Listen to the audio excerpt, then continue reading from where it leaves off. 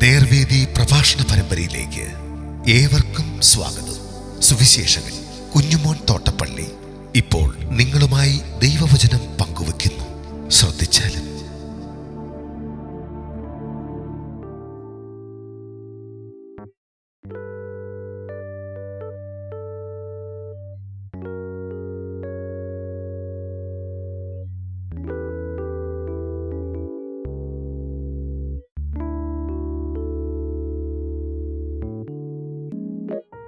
മലാഖി പ്രവചനം 1-ാം അധ്യായം.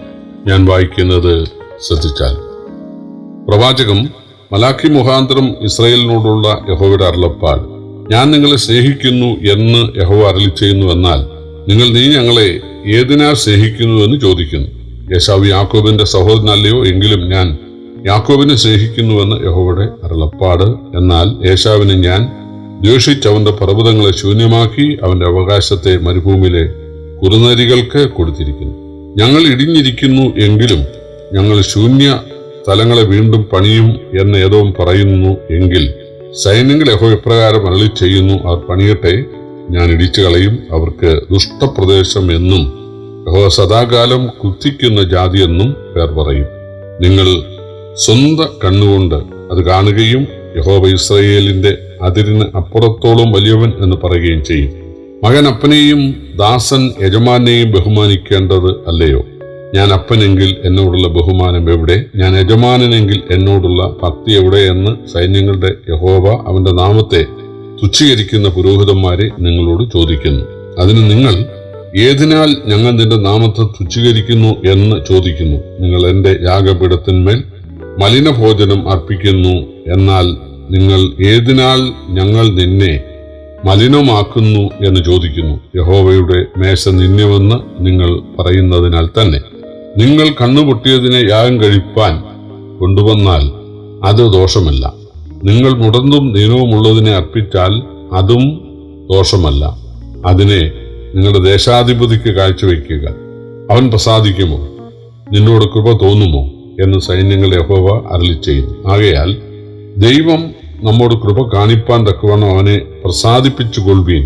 നിങ്ങൾ ഇതൊക്കെയും ചെയ്തിരിക്കുന്നു, അവന് നിങ്ങളോട് കൃപ തോന്നുമോ എന്ന് സൈന്യങ്ങളുടെ യഹോവ അരുളി ചെയ്യുന്നു.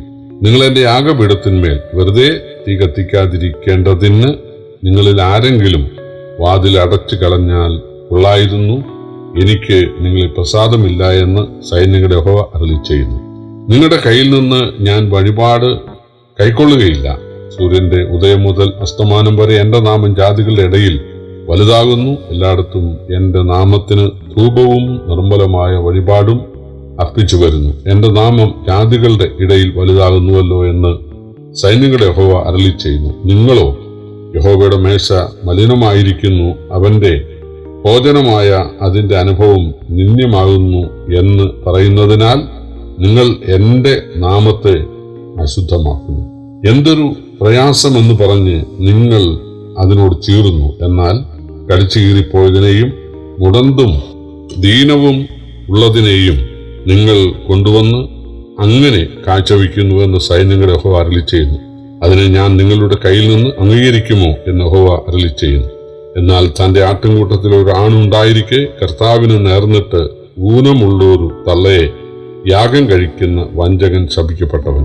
ഞാൻ മഹാരാജാവല്ലോ, എന്റെ നാമം ജാതികളുടെ ഇടയിൽ ഭയങ്കരമായിരിക്കുന്നു എന്ന് സൈന്യങ്ങളുടെ യഹോവ അരുളി ചെയ്യുന്നു. പഴയ നിയമത്തിലെ അവസാന പ്രവാചകനും അവസാന പുസ്തകവുമാണ് മലാഖി. സെരുബാബേലിന്റെ ദേവാലയ നിർമ്മാണ ശേഷം യാഗങ്ങൾ കഴിച്ചു തുടങ്ങിയ BC 5-ാം നൂറ്റാണ്ടിൽ ആണിത് എഴുതിയത് എന്ന് കരുതുന്നു. അവർ ബാബേൽ രാജാവിന് പോലും അർപ്പിക്കാൻ യോഗ്യമല്ലാത്ത അംഗഭംഗമുള്ളതും ദീനം പിടിച്ചതുമായ ആടുകളെ സൈന്യങ്ങളുടെ ദൈവത്തിന് വെറും ചടങ്ങ് എന്നുള്ള നിലയിൽ അർപ്പിക്കുകയും യഹൂദരല്ലാത്തവരെ വിവാഹം കഴിച്ച് ദൈവത്തെ ദുഃഖിപ്പിക്കുകയും ചെയ്ത കാലമായിരുന്നു അത്. ദശാംശത്തിന്റെ കാര്യത്തിലും അവർ കവർച്ചയാണ് ചെയ്തിരുന്നത്. ഇതിനെയെല്ലാം ആണ് മലാഖി ശാസിക്കുന്നത്. സമകാലികനായ നെഹമ്യാവും ഇതേ കാര്യങ്ങളെ വിമർശിച്ചതായി നെഹമ്യാവിന്റെ പുസ്തകത്തിലുണ്ട്. ചോദ്യോത്തര ശൈലിയിലാണ് മലാഖി തന്റെ രചനയ്ക്ക് ശൈലി സ്വീകരിച്ചിട്ടുള്ളത്. യോഹന്നാൻ സ്നാപകന്റെ ശുശ്രൂഷകളെ കുറിച്ച് 3-ാം അധ്യായത്തിൽ പരാമർശനമുണ്ട്. അവസാന അധ്യായം യേശുവിന്റെ വീണ്ടും വരവും ദൈവരാജ്യവുമാണ്. 1-ാം അധ്യായം പുരോഹിതന്മാരുടെ ഗൗരവമില്ലാത്ത ശുശ്രൂഷകളെ ശാസിക്കുന്നതാണ്.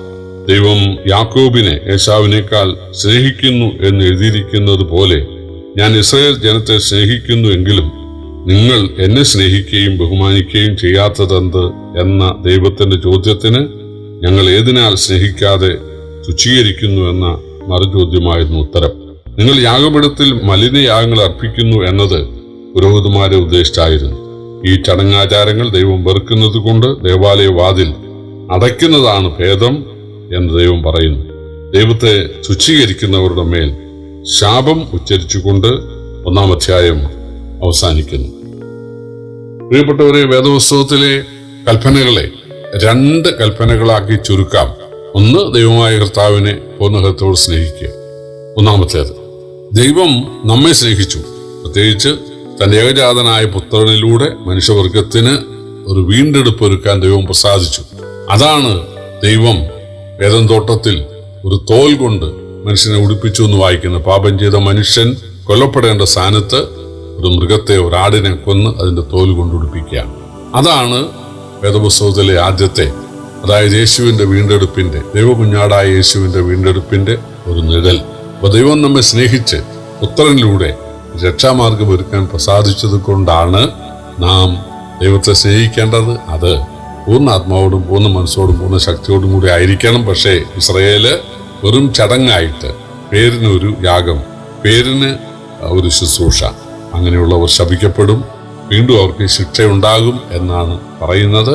പ്രിയപ്പെട്ടവരെ, നമ്മുടെ കർത്താവിനെ, നമ്മെ സ്നേഹിച്ച് നമുക്ക് വേണ്ടി കുരിശിൽ മരിച്ചവനെ ഉണ്മയായി പൂർണ്ണഹൃദയത്തോടെ സ്നേഹിക്കാൻ, സേവിക്കുവാൻ നമുക്കിടയായി തീരട്ടെ.